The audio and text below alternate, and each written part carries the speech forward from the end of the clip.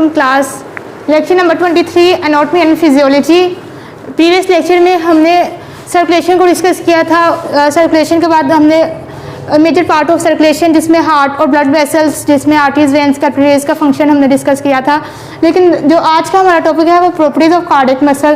Cardiac muscle जो होते हैं वो दिल के मसल होते हैं। The term cardiac always use for heart, और जो दिल के मसल होते हैं उनको कार्डियक मसल कहते हैं।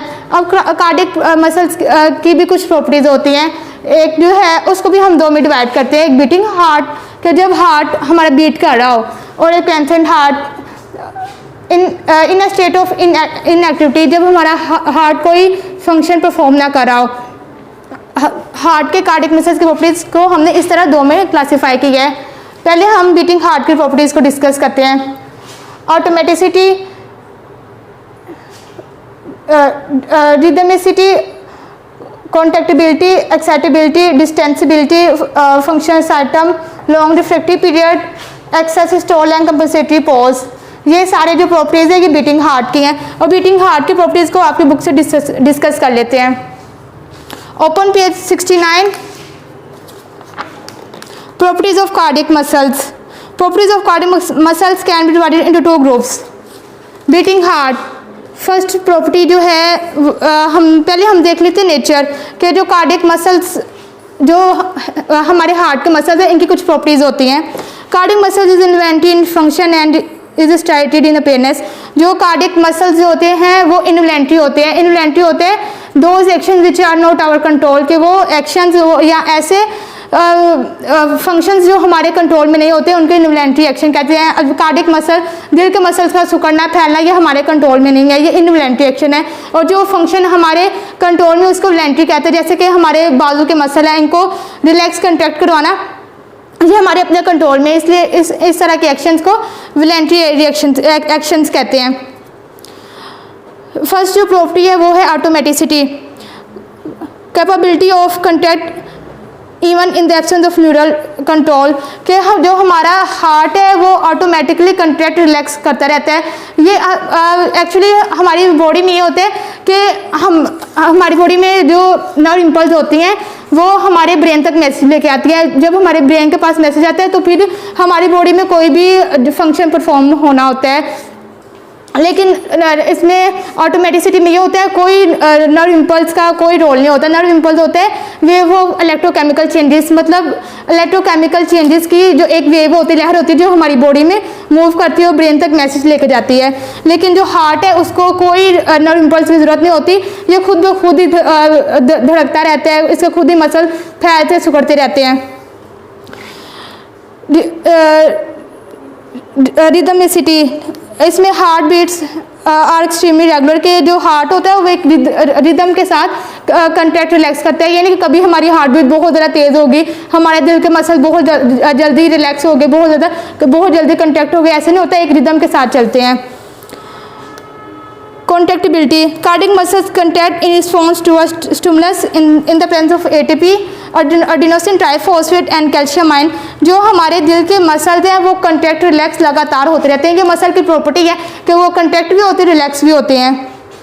लेकिन एट अ सेम टाइम एक मसल कंट्रैक्ट रिलैक्स नहीं हो सकता है, पहले वो यहाँ तो रिलैक्स होगा फिर कंट्रैक्ट होगा, ऐसे होता है, रिवर्स केस होता है।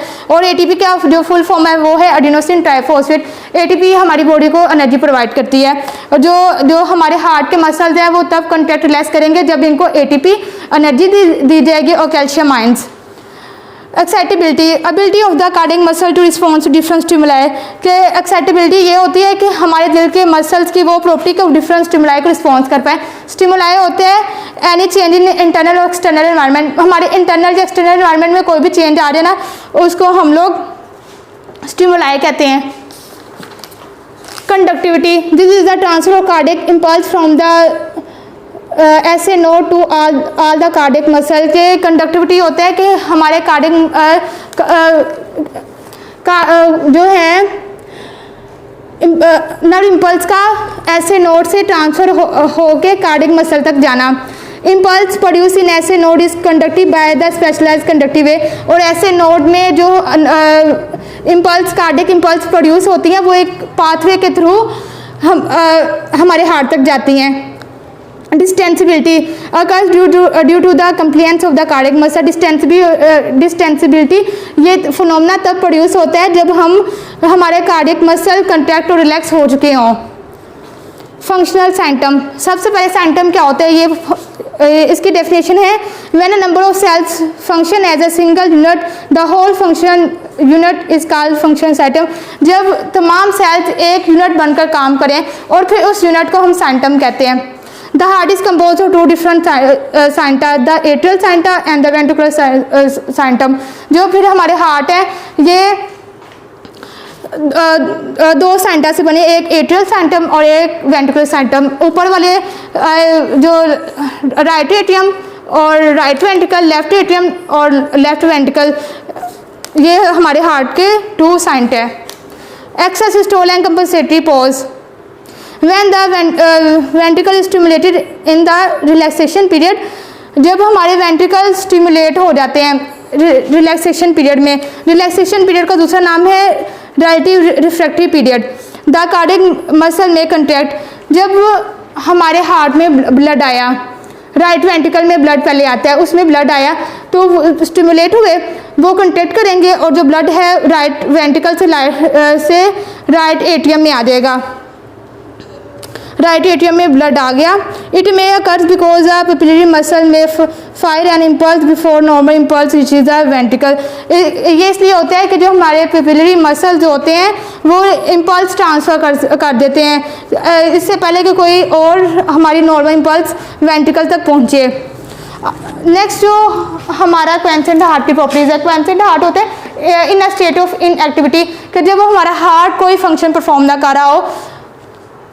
आर और नल ला में ये होते हैं कि या तो दिल के सारे मसल कंट्रैक्ट करेंगे या फिर कोई नहीं करेगा. आर और नल ला ये होता है. The staircase phenomena, length tension relationship, summation of subminimal stimuli.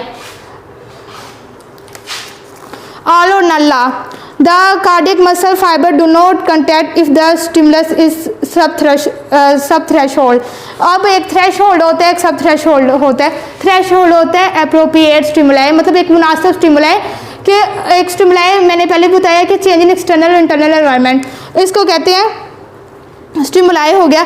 लेकिन जब एक प्रॉपर स्टिमुलाई हमारी बॉडी में आएगा तभी ही हमारी बॉडी जो है इम्पल्स प्रोड्यूस करेंगे और इम्पल्स वो ब्रेन तक जाएंगे और फिर हमारे जब ब्रेन के पास मैसेज जाएगा तो फिर हम कोई फंक्शन परफॉर्म करेंगे. और सब थ्रेश होल्ड होता है कि एप्रोप्रिएट स्टिमुलस ना हो तो फिर ये आल और नल्ला नहीं होगा. They will contact with constant strength if the stimulus is at or above the threshold. कि वो फिर एक constant strength के साथ contact करेंगे अगर जो हमारा stimulus होगा या above या below threshold होगा. Staircase phenomena. If a quiescent ventricle is stimulated repeatedly such that the interval between conjunctive stimuli is less than 10 seconds, the first 3-4 contraction and are progressively more forceful. कि अगर क्वेंसेंट heart की property में staircase phenomena ये है कि अगर हमारे ventricle 10 second तक कंट्रैक्ट करते हैं तो जो 3-4 कंट्रैक्शन जो हमारी होंगी ना वेंट्रिकल्स की वो मोर फोर्सफुल होंगी. लेंथ टेंशन रिलेशनशिप, जिसको फ्रैंक स्टेर्लिंग लॉ भी कहते हैं. Within the physiological limits, के फिजियोलॉजिकल लिमिट्स के अंदर the force of contraction of cardiac muscle is directly proportional to the initial length of the muscle fibre. के cardiac muscle जो है उसकी कंट्रैक्शन रिलैक्सेशन कैसी होगी वो डिपेंड करता है initial length of muscle fibre. जितने ज़्यादा मसल फाइबर होंगे उतनी ही ज़्यादा कंट्रैक्शन रिलैक्सेशन होगी. Summation of subminimal stimuli.